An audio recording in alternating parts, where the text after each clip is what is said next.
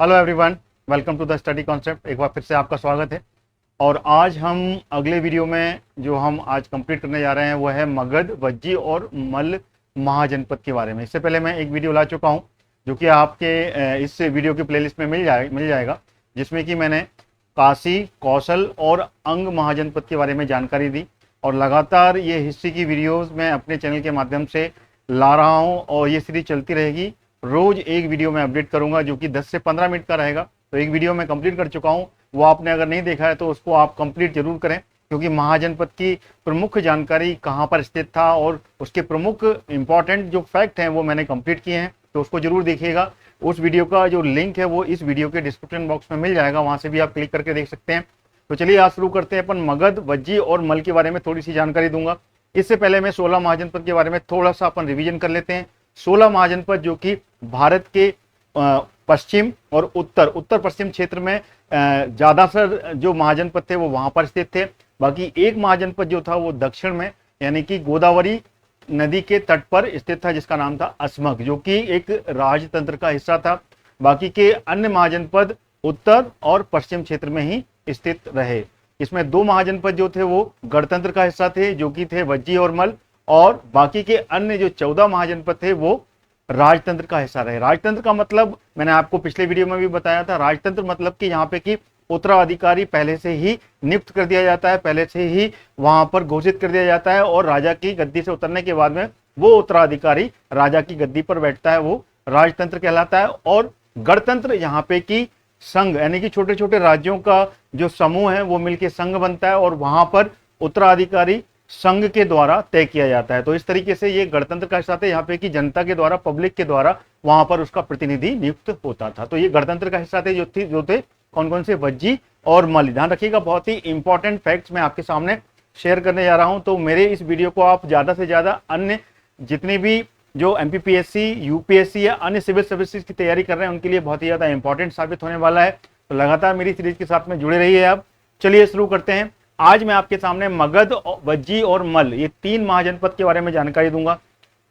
तो सबसे पहले ले लेते हैं मगध। मगध के बारे में बात किया जाए तो मगध जो कि 16 महाजनपद में सबसे ज्यादा ताकतवर, सबसे ज्यादा शक्तिशाली साम्राज्य बनकर आगे जाके आपको मिलता है, जो कि आप देखेंगे तो मौर्य काल में, मौर्य उत्तर काल में मगध साम्राज्य के बारे में आपको ज्यादा जानकारी मिलेगी।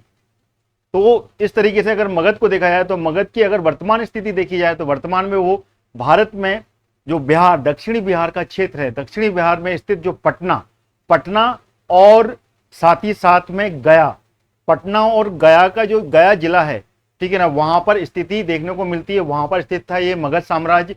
और समय रहते हुए जैसे ही समय गुजरा तो मगध साम्राज्य स्टार्टिंग में छोटा था, लेकिन धीमे धीमे अपने साम्राज्य का विस्तार किया और कालांतर में वो सबसे शक्तिशाली महाजनपद बनकर वो आगे आया था। और प्राचीन काल में अगर देखा जाए तो इसकी जो राजधानी थी मगध की, ध्यान रखिएगा इंपॉर्टेंट है, राजधानी के बारे में क्वेश्चंस जरूर बनते हैं, इसलिए जितने भी महाजनपद हैं उन महाजनपद की राजधानियों को आप जरूर याद कर लीजिएगा। बार बार रिवीजन करने से वो सभी जितनी भी राजधानी है सबको आप याद हो जाएंगी। तो revision is very important part. तो जैसा कि मैंने बताया आपको, मगध साम्राज्य का की जो राजधानी थी महाजनपद काल में वो थी राजगृह। राजगृह की बात करें तो जब मगध साम्राज्य हिर्यक वंश की जब स्थापना होती है, उसका जो फाउंडर है बिंबिसार के थ्रू राजगृह की जो राजधानी है वो स्थापित होती है।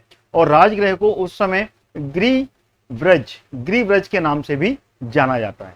तो दोनों के नाम से आपको याद रखना है, राजगृह या फिर ग्रीव्रज के नाम पर, ठीक है ना। फिर कालांतर में धीमे धीमे करके जब वहां पर हिर्यक वंश के शासनकाल को आगे बढ़ाया जाए और हिर्यक वंश के बाद में जब नाग वंश की स्थापना होती है, उस समय उसकी राजधानी शिफ्ट होती है, पाटलिपुत्र जाती है। तो इस तरीके से मगध साम्राज्य का जो उत्कर्ष जब हम पढ़ेंगे तब हम इसको और अच्छे से समझेंगे। तो ये बेसिक जानकारी जो मैंने आपको मगध के बारे में दी, याद रख लीजिएगा।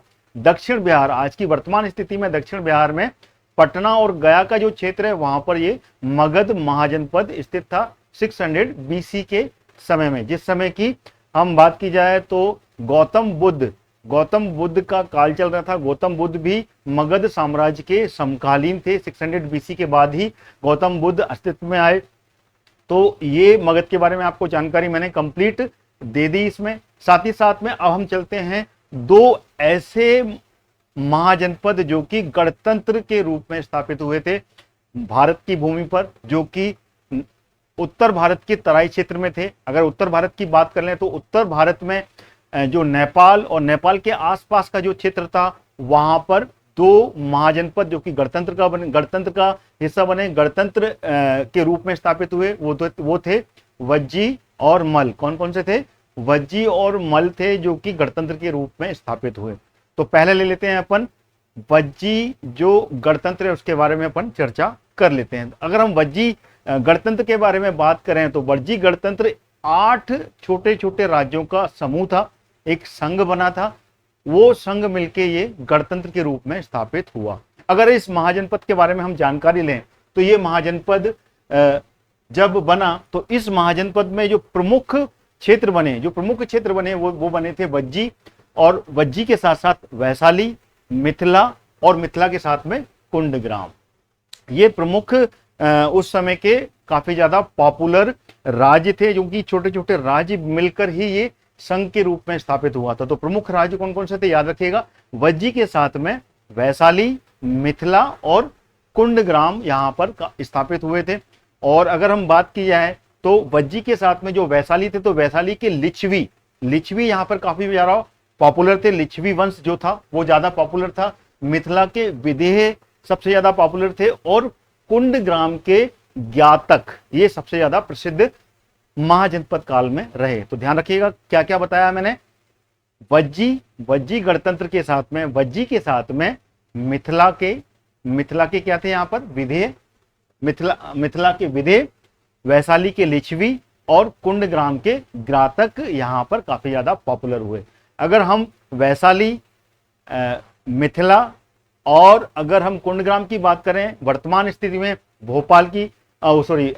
भारत की जो स्थिति के बारे में बात करें तो अगर हम वैशाली के बारे में बात करें तो वैशाली जो कि उत्तर प्रदेश के मुजफ्फरपुर का जो क्षेत्र है वहां पर स्थित था ये वैशाली, जो वज्जी गणतंत्र का हिस्सा रहा।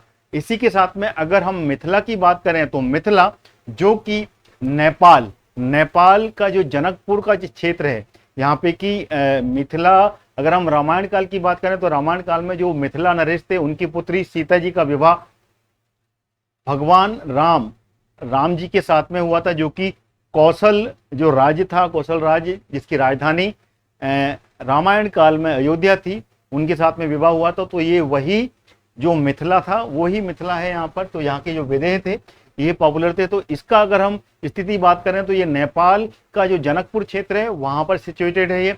इसी तरीके से अगर हम बात करें कुंडलग्राम की, कुंडग्राम की बात करें तो कुंडग्राम ये वैशाली के समीप, यानी कि वैशाली कहाँ पर अगर वर्तमान में देखा जाए तो मैंने आपको बताया वो कहाँ था, वो था मुजफ्फरपुर उत्तर प्रदेश। तो उसी के समीप का क्षेत्र जो था वो कुंडग्राम कहलाता था। यहाँ के ग्रातक वंश जो था वो सबसे ज्यादा पॉपुलर रहा। आइए अब चलते हैं मल्ल के बारे में। मल्ल जो कि गणतंत्र था, दूसरा गणतंत्र। टोटल 16 महाजनपद में 2 ही गणतंत्र थे जो मैं आपको बता चुका हूं, एक वज्जी और दूसरा मल्ल। याद रखिएगा, इंपॉर्टेंट है। मेरे वीडियो को शेयर जरूर करते रहिएगा आप, और साथ में लाइक कीजिएगा अगर आपको मेरा कंटेंट समझ में आ रहा है। अगर हम मल्ल के बारे में बात करें तो मल्ल पूर्वी उत्तर प्रदेश, वर्तमान में जो पूर्वी उत्तर प्रदेश है, पूर्वी उत्तर प्रदेश का जो देवरिया जिला है, पूर्वी उत्तर प्रदेश का जो देवरिया जिला है, देवरिया जिले का जो क्षेत्र है वहां पर स्थित था मल्ल। ठीक है, मल्ल जो कि गणतंत्र के रूप में स्थापित हुआ। साथ ही साथ में यहां पर जिसमें कि पावा और साथ में कुशिनारा, ये दो क्षेत्र थे जिसको कि पडरौना, पावा को पडरौना बोलते थे उस समय, और कुशिनारा जो कि कसया के नाम से प्रसिद्ध था। ये काफी ज्यादा पॉपुलर था, जो कि वहां पे काफी ज्यादा प्रमुख ब्रांचेस के रूप में पॉपुलर थी, जो कि मल्ल गणतंत्र का हिस्सा थी, संघ समूह का हिस्सा थी। कौन कौन सी थी? पावा और कुशिनारा। कुशिनारा जो कि गौतम बुद्ध के समय के समकालीन माना जाता है। कुशिनारा यहाँ पे कि गौतम बुद्ध को परिनिर्वाण की प्राप्ति हुई थी, यानी कि वहां पे उनकी मृत्यु हुई थी। तो ये वही कुशिनारा है जो कि उत्तर प्रदेश का क्षेत्र है।